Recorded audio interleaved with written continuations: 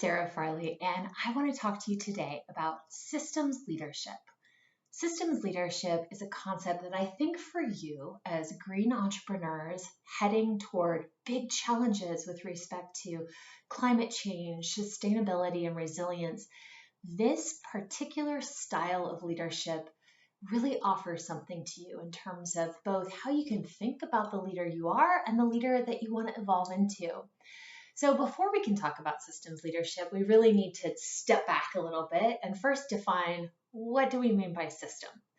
So to go there, I want to unpack the definition of system with respect to three main components: actors, linkages, the connections between those actors, and the enabling environment.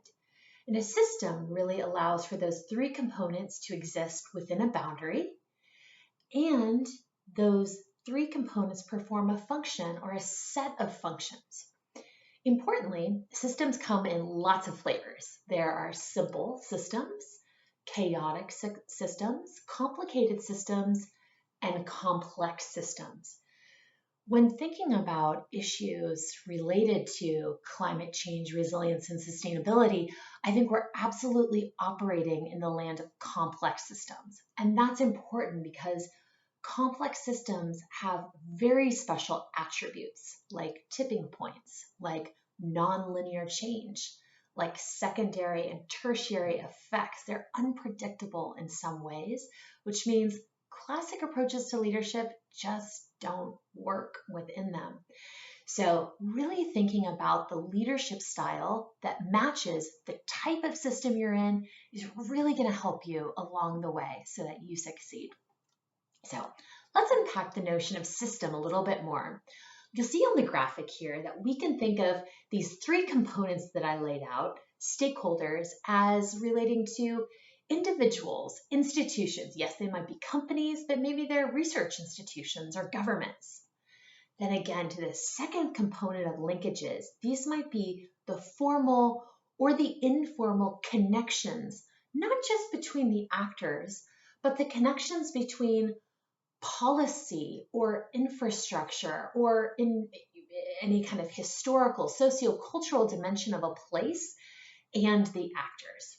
And then we have the enabling environment. So again, enabling environment isn't just policy and regulation. These are the conditions that impact actors within a particular system. And again, think about infrastructure, culture, history, geography, as well as policy. So I also want to talk a little bit about the type of systems change that you as a green entrepreneur might hunger for. Because systems are always changing, and that means systems change can be a bit more dramatic or a bit more tame. So on the more tame side, we can think of that as incremental systems change. And what do we actually mean when we're talking about incremental systems change? Think about one new actor coming into the scene, a new policy that gets passed, a new tax that's required of actors in a certain sector. All of those are changes to a system, absolutely, but they're a bit more incremental. Transformational, though. Transformational is when we have simultaneous changes to the actors, to the linkages, and to the enabling environment. And those simultaneous changes are sufficient enough to transform the underlying structure of the system and the way the system performs. One more definition, and then we're going to really get to it. I want to also talk about the degree of collaboration. There's a scale of collaboration that different people are comfortable in aspiring to, and different people naturally lean into. So if you think of this as a spectrum, on the one side you have individualistic approach, on the other you have a collaborative approach. So with an individualistic approach, you can think of this as the do-it-yourselfers. They feel like they're the big expert in the room. They're really sure they have most of the answers most of the time, and their leadership approach really embodies that. A different approach is deeply, deeply collaborative. Here you're seeing more humble leaders who recognize their grasp of the complex system is actually very, very small. And therefore, they are constantly hungry to connect to, learn from, and empower the maximum number of collaborators and partners that they possibly can. So they lead in a very participatory way, seeking to empower the collective to really make change possible. So now, if you look at this diagram, you can really visualize this as a four square, 2x2 matrix, where you have appetite for change as your x-axis, and the scale of collaboration is your y-axis. And this special flavor of leadership, systems leadership, occupies that top right quadrant, right? So lots of leadership styles abound. Authoritarian lives at that bottom right. Just more classic management, traditional approach to leadership would probably live at the bottom left.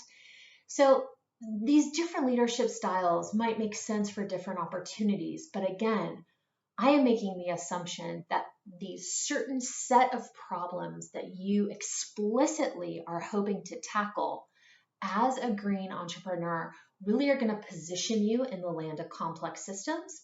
And in that place, the more collaborative and the more truly transformational you want the system to be, the more likely this is the leadership style for you.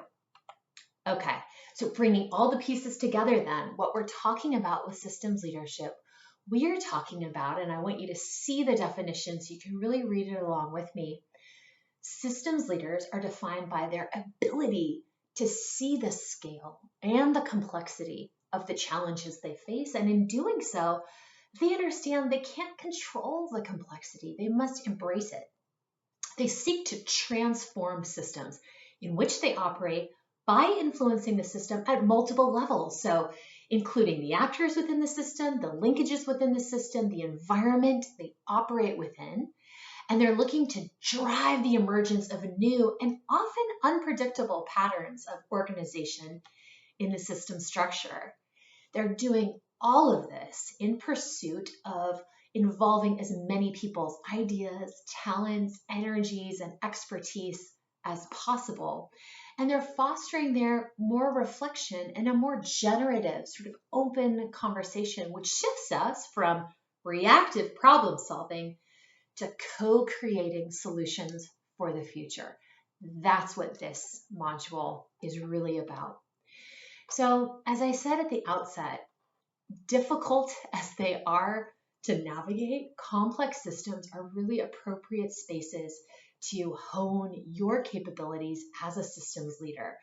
And I would argue really systems leadership is going to give you more resilience. It's going to let you bounce back from the multitude of challenges that you will encounter. And therefore, it's going to give you a higher likelihood of success when you problem solve. Okay, so where I want to take you for the remaining minutes of this module, I want to talk and really prepare you for a few of the major roadblocks that complex systems tend to throw up. And then I want to give you a little bit of guidance as to what systems leaders can do in terms of really being prepared to respond. And so I'm going to show 5 slides, one for each roadblock. So let's go to roadblock number 1. So this first roadblock, and it is so common in work related to climate, sustainability, development, and that is pervasive silos. We are so stovepipe, even as we yearn for cross interdisciplinary, multi-stakeholder change, we still retreat to the people that think like us, talk like us, fund like us, learn like us. And it's really, really hard to break out of that. I'll give you an example of a company. So let's imagine a company, maybe one of you has such a venture that's looking to take food that would otherwise be wasted, let's say banana peels and pineapple skins, and looking to create high nutrient density products and see that those products are disseminated through public schools as part of a really nutritious lunch to make vulnerable children really have the best kind of nutrients available within their school meals. So what that group of individuals might encounter is that the people working on procurement of foods for school lunches have no relationship with the innovators that are trying to reimagine new food products. And those individuals might have no relationship with the people working on transport infrastructure, because without roads to rural markets where we have so much potential product, potential banana peels, potential pineapple skins, we're never going to be able to get the product to a manufacturing facility. And furthermore, those individuals might be totally disconnected from the people setting policy and guidelines around what is considered nutritionally adequate and therefore available for distribution to schools. So there, in this imagined scenario, we have lots of different entities: the transporters, the procurement managers, the innovators, and others. So how does a systems leader grapple with this? First, a systems leader is going to look to foster opportunities to bring those parties together, to look for cross-functional, cross-sectoral interaction that totally crosses the boundaries. And they're going to create communication channels. I think this moment of a global pandemic and COVID certainly makes face-to-face interaction challenging, if not truly unsafe.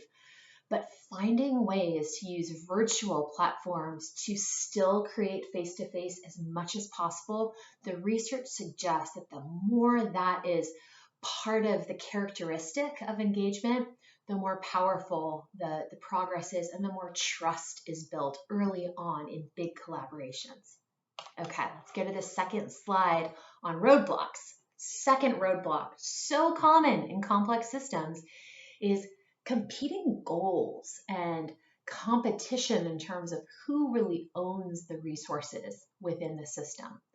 So here we might find that, going back to our example, that those that are working on procurement really feel that they're in contractual relationships with certain food providers and that they don't have any room to maneuver or innovate. Over here, we might find that our innovators are working with really fabulous folks that are providing all kinds of products, and they see the possibilities for this, and yet those that own the resource, which is the set of specifications for what goes into school meals, that doesn't feel like it's open for engagement and can be contributed to, reimagined, and reshaped with new players. So what does a systems leader do? Part of this is a deep commitment to learning. So the systems leader would look to learn how it is that all these different actors fit into the system. And then they try to understand the influence and the incentive of those many, many, many actors around the set of challenges that you're trying to address or the goals you're trying to achieve. The second dimension here, the systems leader would really work to establish clarity on systems level challenges and goals. There are some fantastic tools. One of them is challenge mapping, and I love it because it shows the interrelationship between tiny challenges that I might be working on, you might be working on, and the relation to the biggest challenges we could possibly put our focus toward, like changing the trajectory of climate change, healing our planet. So establishing that clarity on what is the unifying set of systems goals that creates the biggest tent into which you can draw actors, that is a really powerful technique a systems leader can employ. Third roadblock, exclusion or underrepresentation of the system's full diversity of fields, sectors, cultures, social positions. Going back to the example, how likely in that example do you think it would be that children, the actual kids who would be eating these foods, or parents of those children would be in terms of how dominant a role would they have working with the food innovators, working with the procurement specialists, working with the transport infrastructure folks, and the Ministry of Agriculture, Ministry of Education? Maybe those individuals had never been engaged. So a systems leader, one, is going to figure that out very quickly, and they're going to seek out those diverse perspectives and ideas while they're designing, not just once they're implementing their systems change activity. And then they're going to work really hard to build a network that mirrors that complexity, that mirrors that diversity, and therefore really work to try to build a higher degree of trust within the network of actors aspiring towards systems change. Fourth, common roadblock is just conflicting processes and entrenched conventions that really stifle innovation. Here for you as a green entrepreneur, what you're all about is trying to break the mold. You're trying to depart from business as usual and do things differently, which means these stifling conventions and processes. Going back to our example, we've always procured this kind of food from these kind of actors with these very large contracts. How do you possibly expect to break in?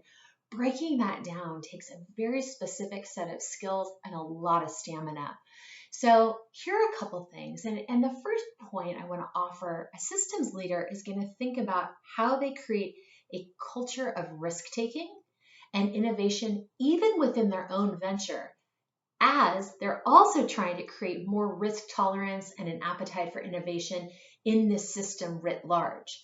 So what does that mean? I mean, it means within your venture, how can you promote a risk-tolerant culture that is really different from a results at all costs? You know, we got to show by Q1 that we got to this level of financing and this level of scale.